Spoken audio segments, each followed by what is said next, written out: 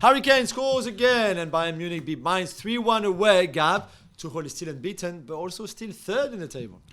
Yeah, and it's not great, but you learn. They score early, they wrap it up. Mainz hasn't, Mainz hasn't actually won since like last March or something, and they beat last March was actually Thomas Tuchel and Bayern. How about that? I want to give a special shout out to Sven Ulreich. He made an unbelievable save off of Lee. Go and check it out. The reason I say this is, let's celebrate backup goalkeepers. I always thought they were weirdos. You like that today. I think Sven Ulreich grew up with like a poster of Raymond van der Hau on his wall saying like, this is what I aim to be, a backup goalkeeper at a super club. Bless him.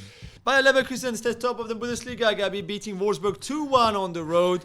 Xabi Alonso show continues. It does. This was less impressive, less dominant, but then again, this is Wolfsburg away. Wolfsburg are a mid-table side. Yeah. I think it was definitely grittier. I'm wondering, Patrick Schick is coming back, and I wonder if he's fit. Okay, I'm not saying Boniface sits. Yeah. But does he find a place in Xabi Alonso's universe? You play Wirtz and Patrick Schick behind Boniface? I don't know. Hey, the man scored 24 goals in the Bundesliga 18 months ago. Let's not forget, right? Yeah.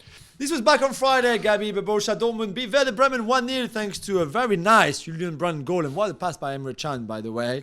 And Edin Terzic even got a solid half hour from Giovanni Reina. They're level with Bayern as well. Normally if you're level with Bayern, you're like, oh, look, you're top of the table. Like, no, they're third place, like Bayern. I thought they were much better. I thought this was one-way traffic. This was actually assured, accomplished. They've strung a couple of these together. Yeah.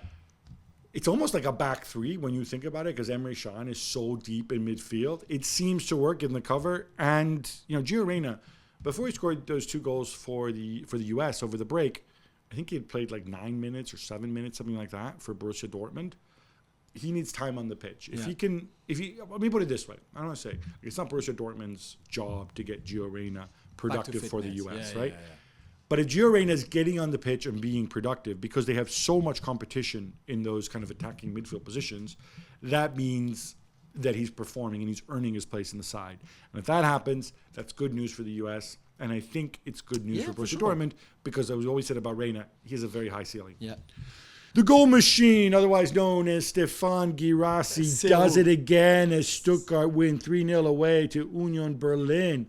Jules up to 14 goals in 8 games, but he's now going to be out with a hamstring injury. Yeah, that's sad, because he scored the first goal and then got injured in what looked like a really just random incident. And it's bad, although Silas, who obviously played for Paris FC in Paris, scored a great goal after, and I suspect will play up front.